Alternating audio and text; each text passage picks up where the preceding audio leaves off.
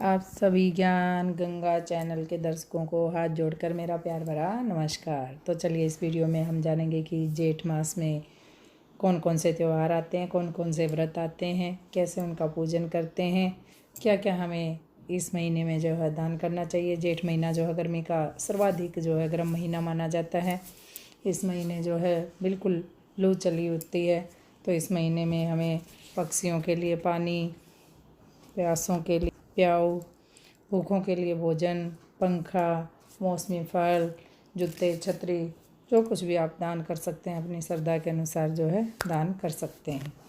तो चलिए देखते हैं इस महीने में कौन कौन से व्रत आते हैं। इस महीने में जो है 2 एकादशी, अपरा एकादशी और जेठ मास के जो है शुक्ल पक्ष की निर्जला एकादशी का व्रत किया जाता है। और वट सावित्री पूजन, शनि जयंती जो है वो जेठ महीने में ही मनाई जाती है, अमावस्या को मनाई जाती है। और गंगा दशहरा भी जो है इसी महीने में मनाया जाता है। तो आज इस वीडियो में हम सुनेंगे वट सायत अमावस्या यानी कि वट सावित्री व्रत कथा, किस प्रकार से इस व्रत को करना चाहिए और इस व्रत के करने की क्या विधि है, और जो है क्या क्या हम इसमें दान पुण्य कर सकते हैं, और इस व्रत की कथा भी हम जो है इसमें सुनेंगे। तो चलिए शुरू करते हैं। जेठ कृष्ण पक्ष अमावस्या को बरसायत अमावस कहते हैं। बरसायत अमावस जो है बड़ की पूजा करते हैं। इस दिन पानी से मौली, रोली, चावल, गुड़, भीगा चना, फल, सूत मिलाकर बड़ पर लपेटते हैं, उसकी फेरी देते हैं। बड़ के पत्तों का जो है गहना बनाकर स्त्रियां पहनती हैं और बड़ सायत अमावस की कहानी सुनते हैं। भीगे हुए चनों में रुपए रखकर बायना निकालते हैं, फिर हाथ फेर कर सास के पैर छूकर जो है वो बायना सास को या ननंद को दे देते हैं। अगर किसी की बहन बेटी गांव में ही हो तो उसका भी बायना निकलवाने के लिए उसके पास जो है भेजना चाहिए। तो चलिए अब बड़ सायत अमावस की जो है कहानी सुनते हैं। इस कहानी को सुनने का क्या फल मिलता है और किसने इस व्रत को जो है किया था। बड़ सायत वट सावित्री व्रत जैसे सावित्री के नाम से ही प्रसिद्ध है। सावित्री जिसने यमराज से अपने पति के जो है प्राण वापस ले आई थी। इस कथा में उन्हीं की भक्ति का, उन्हीं के पति के प्रति जो है अटूट प्रेम का जो है इस कथा में वर्णन है। तो ये कथा हम सुनेंगे। सभी सौभाग्यशाली स्त्रियों को जिनके पति बीमार रहते हों या कुछ भी आरी बीमारी है, अपने पति की लंबी उम्र के लिए जो है वट सावित्री व्रत को जो है रखा जाता है। तो चलिए शुरू करते हैं वट सायत अमावस की कहानी यानी कि वट सावित्री व्रत की कथा कहानी। चलिए आरंभ करते हैं। ओम नमः भगवते वासुदेवाय। तो चलिए शुरू करते हैं। भद्र देश में अश्वपति नाम के राजा थे, जिसके संतान नहीं थी। उसने बड़े बड़े पंडितों को बुलाया और कहा कि मेरे संतान नहीं है, इसलिए तुम ऐसा कोई उपाय करो जिससे मेरे संतान हो जाए। पंडित बोले, भाई संतान तो तुम्हारे एक पुत्री लिखी है जो 12 वर्ष की आयु में विधवा हो जाएगी। राजा ने कहा, क्या मेरा नाम नहीं रहेगा? बाद में खूब यज्ञ हवन आदि करवाए। पंडितों ने कहा, उस लड़की से पार्वती की और बड़ सायत अमावस की पूजा कराना। यज्ञ होम कराने से उसकी स्त्री गर्भवती हो गई और पंडितों ने उसकी जन्मपत्री देखकर कहा कि जिस दिन यह कन्या 12 वर्ष की होगी उस दिन यह जो है विधवा हो जाएगी और वैधव्य का योग जो है इसकी कुंडली में है, इसलिए इससे पार्वती और बड़ अमावस की पूजा जो है करवाना। जब सावित्री बड़ी हुई तो उसका विवाह सत्यवान के साथ कर दिया गया। सावित्री के सास ससुर अंधे थे, उनकी वह बहुत सेवा करती थी और सत्यवान जंगल से लकड़ी तोड़ कर लाया करता था। सावित्री को मालूम था कि जिस दिन वह 12 वर्ष की होगी उस दिन मेरे पति की मृत्यु हो जाएगी। जिस दिन वह 12 वर्ष की हुई उस दिन वह अपने पति से हाथ जोड़कर बोली, आज मैं भी आपके साथ चलूँगी। सत्यवान बोला, तू मेरे साथ चलेगी तो मेरे अंधे माँ बाप की सेवा कौन करेगा? अगर वह कहेंगे तो मैं तुझे ले चलूँगा। फिर वह अपने सास ससुर के पास गई और जाकर बोली, आप कहें तो आज मैं जंगल देखने जाऊँ?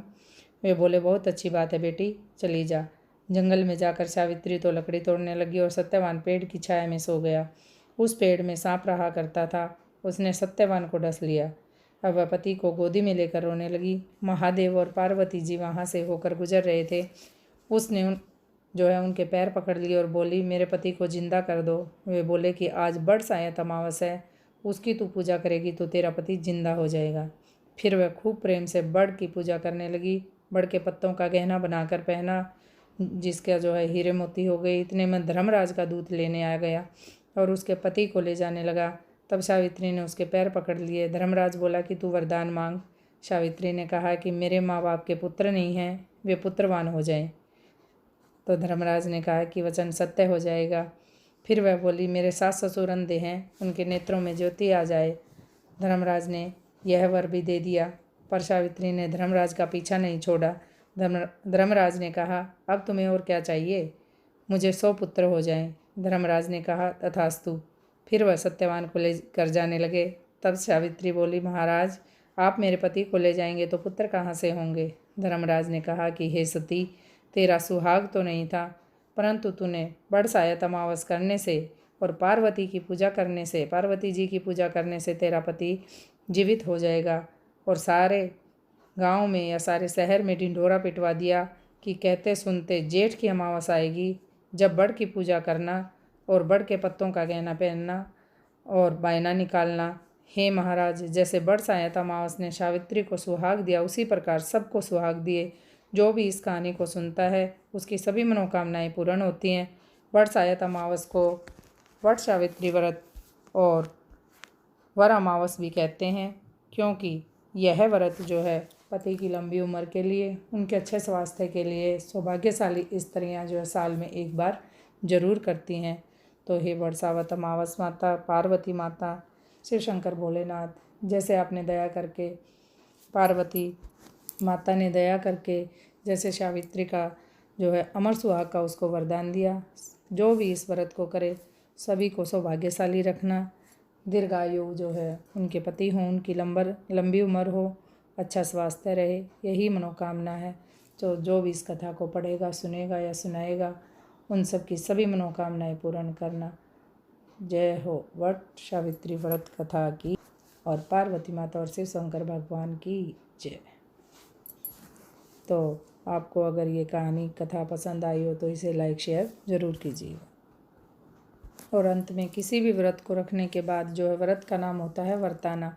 हमें कुछ ना कुछ दान पुण्य जो है अवश्य करना चाहिए, तभी हमारे जो है व्रत जो है सफल होते हैं। चाहे वो खाने की वस्तु हो, पीने की हो, या कोई वस्त्र जो है, जूते चप्पल, कुछ भी आप दान कर सकें श्रद्धा के समान तो दान जरूर करें। किसी को भी घर में बड़े को, सास को, ननंद को, जेठानी को या किसी भी ज़रूरतमंद को आप दान जरूर दें। तो ये थी कथा, संपूर्ण कथा। आशा है आपको पसंद आई होगी।